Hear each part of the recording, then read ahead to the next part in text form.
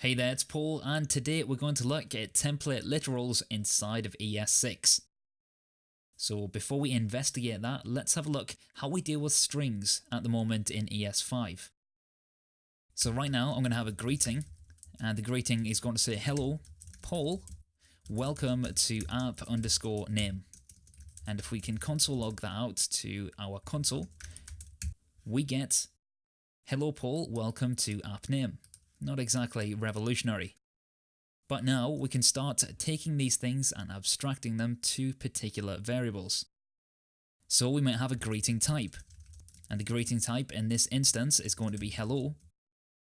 We could use different types of greetings, such as hi, and a variety of others. We can then replace that by saying greeting type plus Paul, welcome to app name. So then we could say let name is equal to Paul, and then what we do next is say greeting type plus name plus that. So then we have welcome to app name, and then we might want to abstract the app name. So let app name is equal to app_name. Now you can change this obviously to whatever you want, but at the moment we'll be saying welcome to plus app_name. We can then put this further down in the function after these have been declared, and then log this out to the console.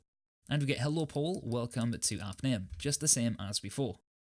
But this way of making strings, i.e. concatenating them with the plus sign, gets a little bit confusing when we start adding stuff like comma, welcome to, and then a space afterwards.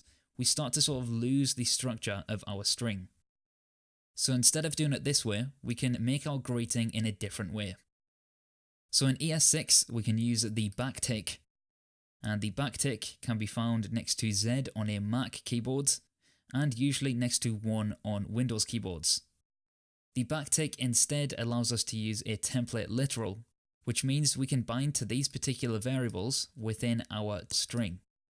So to bind to the greeting type variable, we can use the $, and similar to Angular's template binding, we can use the braces. But with this one, we only need to put 1 brace. This will get the variable from greeting type, and instead put hello, and we can do this for every one of our variables. And let's run this again and compare it with the initial string. So if we take a look at the string that it gives us, we have hello Paul with all these pluses and escapes and everything. We need to get rid of them, because we no longer have to concatenate the strings and variables with a plus sign. So if we get rid of all that and run it again, we're left with a much more natural string. You may notice that this has an extra space after hello, and that's because we have the extra space inside of our greeting type. If we remove that and run it again, we get the same string as we expected in the first scenario. You'll notice that spaces do matter inside this ES6 template literal. If we add a load of spaces before this name variable and run it again, we can see we get a lot of spaces in the string. We can do much more than bind to the variables inside of our template literal. We can also use functions on our variables. Because this is a string, we can run to uppercase, and this will make the hello in uppercase.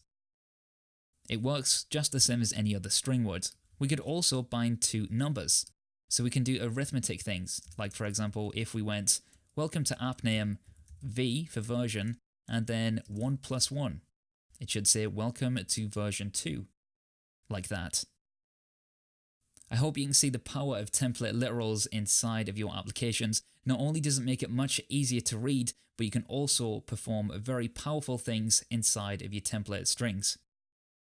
If you found this video useful, then hit that subscribe button because there's many more videos on the way. My name's Paul, and I'll see you in the next video.